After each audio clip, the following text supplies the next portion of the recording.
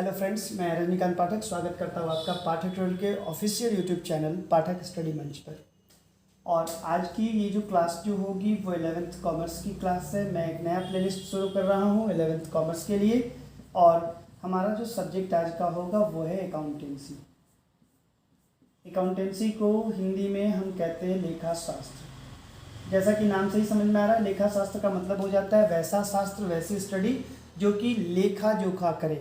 लेखा जोखा का मतलब क्या होता है, हम कोई भी चीज़, ये बिजनेस के लिए, चूंकि हम कॉमर्स पढ़ रहे हैं तो हम जान रहे हैं कि बिजनेस स्टडी हम यहाँ पे किया करते हैं, बिजनेस के बारे में पढ़ाई हम किया करते हैं। तो लेखा शास्त्र जो होता है वो उन लेन देनों का रिकॉर्ड करता है जिन्हें हम मॉनेटरी टर्म में मेजर कर सकते हैं।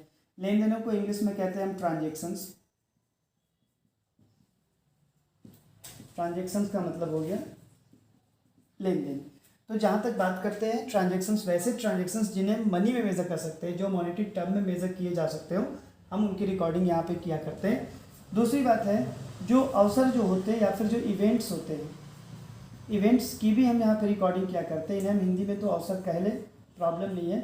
लेकिन जो बिज़नेस के लिए अवसर जो हुआ करते हैं का मतलब है क्या कि अगर आप पूरे साल भर या फिर किसी एक पीरियड में पूरा जो लेन देन किया करते हैं, आप सामान को खरीद करके लेके आते हैं, फिर से उसको बेचने के लिए, रीसेल करने के लिए, तो इस पूरे प्रोसेस में जो भी प्रॉफिट या फिर जो लॉस हमारा आएगा, जब हम इसकी रिकॉर्डिंग करते हैं, प्रॉफिट की या फिर लॉस की रिकॉर्डिंग करते हैं, तो उन चीज़ों को हम अवसर में लेते हैं, इवेंट्स में लेते हैं। दूसरी बात यह है कि at the end of year हमारे पास क्या कितना स्टॉक बच रहा है, हमारी प्रॉफिट्स क्या हैं, हमारे एसेट्स की वैल्यू क्या है, इन सब चीज़ों की अगर हम स्टडी करते हैं तो हम उसे अवसर कहा करते हैं, इवेंट्स कहा करते हैं। तो अगर हम अकाउंटेंसी की बात करते हैं तो नटसेल में कहा जाए, it's a study of accountancy is the study of transactions and events which can be measured in term of money. पैसे में जिन्हें हम माप सकते हो, चाहे वो ट्रांजेक्शन हो या फिर इवेंट हो, हम उन्हें लेखा शास्त्र में यानी अकाउंटेंसी में लिखा करते पढ़ा करते हैं। और जहाँ तक बात करें, अकाउंटेंसी को शॉर्ट में अकाउंट्स कहा करते हैं। अगर देखा जाए अकाउंटेंसी की, मैं ज़्यादा डिटेल में नहीं जाने वाला। अकाउंट्स में स्टूडेंट्स को पढ़ना क्या है 11th स्टैंडर्ड में, या फिर अकाउंट्स की स्टडी में किन किन चीज़ों का समावेश होता है, इस चीज़ को हम यहाँ पे समझेंगे। अगर हम इसके प्रोसीजर्स की बात करें तो पहला जो प्रोसीजर है वो है आइडेंटिफिकेशन का। सबसे पहला काम जो हमें करना होगा वो है आइडेंटिफाई करना। आइडेंटिफाई को इंग्लिश में कहते हैं पहचान करना। हमें यहाँ पे आइडेंटिफिकेशन करना होगा, मतलब पहचान करनी होगी। दूसरी बात, हम यहाँ पे मेजरमेंट का काम करेंगे। मेजरमेंट का मतलब है मापन। तीसरा काम जो होगा हमारा वो है क्लासिफिकेशन। क्लासिफिकेशन को हिंदी में कहते हैं वर्गीकरण। फोर्थ नंबर में हम जो काम करने वाले हैं वो है समराइजेशन। समराइजेशन का मतलब हुआ हम उसे समरी करेंगे, उसकी समरी निकालेंगे। सारांश प्रस्तुतिकरण इसे हिंदी में कहा करते हैं। फिफ्थ में हम एनालिसिस करने वाले हैं। एनालिसिस का मतलब होता है विश्लेषण। सिक्स्थ में जो हमारा काम होता है वो होता है इंटरप्रिटेशन का। हम डेटा को इंटरप्रेट करने का काम करते हैं, हिंदी में इसका नाम होता है निर्वचन। और सेवेंथ में हम जो काम करते हैं वो है कम्युनिकेशन का। कम्युनिकेशन का मतलब होता है संवहन या संप्रेषण। मेरे ख्याल से बात आप लोगों को समझ में आ रही होगी। कहने का मतलब है कि ये अकाउंट्स में हम अकाउंटेंसी जो हमारा पेपर जो होगा लेखा शास्त्र का, उसमें ये 7 काम हमें करने पड़ेंगे। पहला काम जो होता है वो आइडेंटिफिकेशन का होगा। दूसरा काम हम मेजरमेंट का करेंगे। तीसरा काम क्लासिफिकेशन, फिर हम समरी इसकी बनाते हैं, एनालिसिस करेंगे, इंटरप्रेट करेंगे और कम्युनिकेट करेंगे। बट फॉर 11th स्टैंडर्ड हमारे पास ये 4 चीज़ें हमें पढ़नी होती हैं। 4 चीज़ें हमें पढ़नी होंगी। पहला आइडेंटिफिकेशन, मेजरमेंट, क्लासिफिकेशन और समराइजेशन।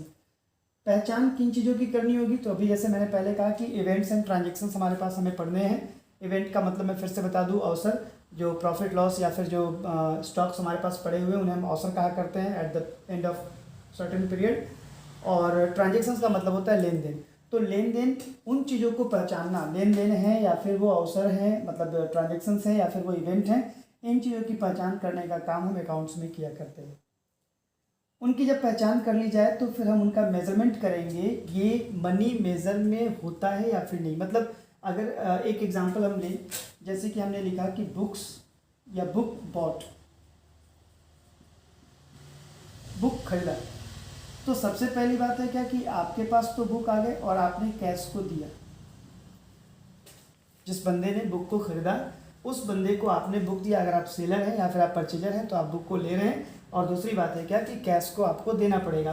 तो कॉन्सेप्ट ये है क्या कि यहाँ पे चूंकि ये कैश में पहले ही से आ गया, तो जो चीज़ें कैश में आ रही है वही मनी मेजरमेंट में आती हैं। तो मेजरमेंट का मतलब है क्या कि जो मॉनेटरी टर्म में मेजर किया जा सके हम यहाँ पे उसको लेंगे, और जो नॉन मॉनेटरी आइटम्स होते हैं हम उसे बिजनेस में वैल्यू नहीं देते हैं, प्लेस नहीं देते हैं। एग्जाम्पल के लिए अगर देखा जाए, एक एग्जाम्पल मैं छोटा सा लूँ, mister x is an MD of Reliance India private company. जो आपकी कंपनी है रिलायंस इंडिया प्राइवेट लिमिटेड, उसके वो एक मैनेजर हैं, MD हैं, और due to his intelligency the company has earn a profit of 2 crore. 2 crore का प्रॉफिट उस कंपनी को मिलता है मिस्टर एक्स के इंटेलिजेंसी के चलते। लेकिन अब बात क्या करें, मनी में चूंकि हम मेज़र करते हैं इसलिए हमारी वैल्यू 2 करोड़ की वैल्यू हम लेंगे, उसी को हम ज़्यादा वैल्यू देंगे, और मिस्टर एक्स के इंटेलिजेंसी से ब्रिलियंसी से कंपनी को बहुत ज़्यादा कोई मतलब नहीं होगा। क्यों? क्योंकि कल को अगर वो किसी मिस्टीरियस एक्टिविटी में या फिर किसी फ्रॉड में उसका नाम आता है, ब्लेम होता है, वो क्लेम किया जाता है उसके ऊपर, तो सिंपल सी बात है क्या कि कंपनी उससे किक आउट करेगी। ये नहीं देखेगी कि उसमें 2 करोड़ रुपए का प्रॉफिट कंपनी को अर्न करके दिया हुआ है। तो पहचान में तो हमने देखना है कि भाई कौन चीज़ें ऐसी हैं जो कि बिज़नेस की इंपॉर्टेंस की हैं, बिज़नेस के लिए मटेरियल थिंग है। दूसरी बात है क्या कि मेजरमेंट करना होगा कि वो पैसे में आ सकती है, उसकी वैल्यू की नहीं आ सकती है। जो मनी मेजरेबल है उसी को हम बिजनेस में रिकॉर्ड करेंगे। तीसरी बात है क्लासिफिकेशन। तो क्लासिफिकेशन के लिए हमारे पास अलग अलग क्लासेस हैं। जैसे कुछ एसेट्स होते हैं, कुछ लाइबिलिटीज़ होती है, कुछ एक्सपेंसेस होते हैं, तो हम इनके क्लासिफिकेशंस को आगे और भी अच्छे से पढ़ेंगे। और एक फोर्थ आइटम जो कि हमें 11th में पढ़ना होता है वो है समराइजेशन। समराइजेशन का मतलब आपने आइडेंटिफाई कर लिया, आपने उसे मनी में मेज़र कर लिया, फिर आपने उसको क्लासीफाई भी कर लिया, but what after the classification. तो क्लासिफिकेशन के बाद हम उसकी समरी देते हैं ताकि हमें at the end of year पता चल पाए कि हमारी प्रॉफिट क्या है या फिर हमारे बिजनेस का पोजीशन क्या होता है। तो बात ये हो रही है क्या कि अगर हम अकाउंटेंसी को पढ़ने वाले हैं तो अकाउंट्स को, खासकर 11 के अकाउंट्स में जो चीज़ें हमें पढ़नी है वो यहाँ हमने लिख दिया। आप आई होप आपने इसे कॉपी कर ली होगी। अगर आप इसे कॉपी करना चाहते हो फिर बैक चले जाएं, और बैक जा करके वीडियो में बैक चले जाएं, पॉज करके आप उसकी जो प्रोसीजर्स है, ये अकाउंटेंसी के प्रोसेस 7 प्रोसेस है जो मैंने यहाँ पे लिखा हुआ है। अब एक एक करके उनके बारे में हम समझने वाले हैं। तो पहली बात जो है वो है आइडेंटिफिकेशन। हम ये समझेंगे कि आइडेंटिफिकेशन क्या होता है। हिंदी में इसे कहते हैं पहचान। एक एग्जाम्पल अगर ऐसे लिखा हुआ है, कैश डिपॉजिटेड इनटू बैंक, अगर हिंदी में देखा जाए तो बैंक में नकद जमा किया। एक छोटा सा एग्जाम्पल है, बैंक में नकद जमा किया या कैश डिपॉजिटेड इनटू बैंक। तो अब इसमें से पहचान सबसे पहले ये करनी है कि किन किन चीज़ों पे इफेक्ट पड़ रहा है। बिजनेस में अगर देखा जाए, हम आगे जाके और भी जानेंगे कि 2 चीज़ों पर कम से कम इफेक्ट पड़ा करता है। क्योंकि क्या होता है कि अगर आपने कैश में जमा किया पैसा, अगर बैंक में आपने जमा किया हुआ है कैश को, तो एक कैश पे तो इफेक्ट पड़ेगा नो डाउट, और दूसरा जो इफेक्ट पड़ने वाला है वो बैंक पे पड़ने वाला है। समझते हैं कि कैसे कैश और बैंक पे ही इफेक्ट पड़ेगा और किसी चीज़ पे इफेक्ट नहीं पड़ेगा। तो हम जा रहे हैं आइडेंटिफिकेशन के साथ। आइडेंटिफिकेशन का मतलब होता है पहचान। और किसी भी अगर एक लाइन ऐसा कहीं पे एक नरेशन ऐसा यहाँ पे दे दिया कि नहीं cash deposited into bank, bank में नकद जमा किया, तो हमें पहले ये देखने की आवश्यकता है, पहचाननी पड़ेगी हमें कि इसमें किन किन चीज़ों पे इफेक्ट पड़ रहा है। तो पहला इफेक्ट तो पड़ रहा है कैश पे, यहाँ मैंने लिखा भी है। दूसरा इफेक्ट पड़ रहा है बैंक पे, इसे भी मैंने यहाँ पे नोट किया हुआ है। तो कैसे पड़ेगा कैश और बैंक पे इफेक्ट? सिंपल सी बात है, अगर आप बैंक में पैसे जमा करने जा रहे हैं तो आपने अपने वॉलेट पे या फिर अपने साथ कुछ पैसे लिए होंगे। आप जब बैंक वाले को, बैंकर्स को जाकर के एक पेइंग स्लिप के साथ जब पैसे को वहाँ पे देते हैं तो वो आप ही के पैसे को आपके अकाउंट में डाल दिया करते, डिपॉजिट कर दिया करते हैं। तो सिंपल सी बात है कि 2 चीज़ों पे इफेक्ट पड़ा। एक तो वो जो कि कैश आप लेकर के जा रहे हैं, दूसरा वो जो कि बैंक अकाउंट, यानी कि बैंक में जो आपका खाता है, बैंक में जो आपका अकाउंट है। तो ये छोटी सी बातों की पहचान करने की। हमें हर एक प्रश्न में ये प्रश्न ऐसे ही आते हैं, इसी टाइप के क्वेश्चंस आते हैं एग्जाम में। एग्जाम की बात करूँ या फिर अकाउंट्स की बात की जाए 11th में, तो ऐसे ही छोटे छोटे प्रश्न आते हैं। जैसे एक एग्जाम्पल दूसरा हम लेते हैं, रेंट पेड। रेंट पेड का मतलब होता है किराया दिया या किराया का भुगतान किया। तो किराया का भुगतान किया, यहाँ पे रेंट पेड सीधा एक लाइन में लिखा हुआ है। तो इसमें से पहचान करनी होगी कि किन दो चीज़ों पर प्रभाव पड़ेगा, किन दो चीज़ों पे इफेक्ट पड़ रहा है। पहली बात तो ये हो रही है रेंट, और रेंट आपने किस में दिया, सिंपल है, कैश। बिजनेस में मैक्सिमम ट्रांजेक्शन्स जो होते हैं, लेन देन जो होते हैं, वो कैश में होते हैं। ट्रांजेक्शन्स की अगर मैं बात कर लूँ तो ट्रांजेक्शन्स दो तरह से होते हैं। एक जो होगा वो कैश में ट्रांजेक्शन होगा और एक होता है क्रेडिट में ट्रांजेक्शन होता है। कैश का मतलब है क्या कि नकद, पैसे दिए, सामान लिया, निकल लिया। और क्रेडिट का मतलब यहाँ पे उधार, यानी कि आप उसे पेमेंट बाद में करने वाले हैं। आपने डेफर्ड पेमेंट के भी ऑप्शंस वहाँ रखे हुए हैं। सिंपल सी बात है कि अगर हमने रेंट का पेमेंट किया हुआ है तो हमने रेंट को कैश में ही पे किया होगा, क्रेडिट पे तो पे नहीं किया होगा। क्योंकि अगर क्रेडिट पे पे किया होता तो वो पेमेंट उसे नहीं कहते, हम कहते हैं कि किराया बकाया है, रेंट इज़ आउटस्टैंडिंग। ये आउटस्टैंडिंग परफॉर्मेंस वाला नहीं है, अकाउंट्स वाला है, कॉमर्स वाला है। तो कॉमर्स में आउटस्टैंडिंग का मतलब होता है अदत्त, यानी कि देना बाकी है, ड्यू। तो मैं यहाँ पे जैसे बता रहा हूँ कि रेंट पेड, इसने जब बोला कि किराया दिया, तो सिंपल सी बात है दो चीज़ों पे इफेक्ट पड़ रहा है, एक तो रेंट होगा और दूसरा होगा कैश। आपने रेंट का पेमेंट किया है, किस टर्म में पेमेंट किया, मैंने उसे कैश दे दिया। तो इन दो चीज़ों पे यहाँ पे इफेक्ट पड़ने वाला है। हमारी पहचान चल रही है कि एक एग्जाम्पल में, एक क्वेश्चन में किस प्रकार से हम पहचान सकते हैं कि किन दो चीज़ों पे इफेक्ट पड़ा होगा। नेक्स्ट वो है third example, goods purchased. Hindi में अगर लिखा जाए तो सामान खरीदा। एक छोटी सी बात होगी, एक छोटा सा प्रश्न है यहाँ पे कि सामान खरीदा, गुड्स परचेज्ड। गुड्स परचेज्ड का मतलब क्या हो गया कि किन दो चीज़ों पे इफेक्ट पड़ेगा, जब इसको हमको देखना होगा। तो यहाँ पे सबसे पहली बात, आपने गुड्स को क्या किया, परचेज किया हुआ है। आप जब परचेज करेंगे तो परचेज पे तो इफेक्ट पड़ेगा पड़ेगा। गुड्स पे क्यों नहीं पड़ा, क्योंकि गुड्स हमारे स्टॉक में चला जाता है और स्टॉक को हम लोग इवेंट में लिया करते हैं, इसलिए यहाँ पे हमने उसे गुड्स नहीं लिखा, हमने यहाँ सीधा लिख दिया परचेज। हम जो परचेज करते हैं, अगर क्वेश्चन में हो गुड्स परचेज तो परचेज अकाउंट पे इफेक्ट पड़ता है। अगर उसने कहा कि मोबाइल परचेज या फिर कंप्यूटर परचेज, टाइपराइटर परचेज, तो हम वहाँ पे टाइपराइटर, मोबाइल या कंप्यूटर हम लोग वहाँ पे दे सकते हैं। लेकिन जब गुड्स परचेज की सिर्फ बात आ रही हो तो सामान खरीदा में गुड्स का यहाँ पे कुछ नहीं करना है, केवल परचेज अकाउंट पे इफेक्ट पड़ेगा। और दूसरी बात, यहाँ पे कैश पे इफेक्ट पड़ेगा। क्यों, क्योंकि अंडरस्टूड है कि हम अगर सामान को खरीदते हैं तो पैसे दे के ही खरीदेंगे। अगर मान लिया जाए, जैसे मैंने कहा कि भी कैश में आप कर सकते हैं या फिर आप क्रेडिट पे भी ट्रांजेक्शन्स कर सकते हैं, प्रॉब्लम नहीं है। तो छोटा सा एक एग्जांपल है, गुड्स सोल्ड टू हरी। हरी को सामान बेचा। तो एक छोटी सी बात हो गई, हरी को सामान बेचा।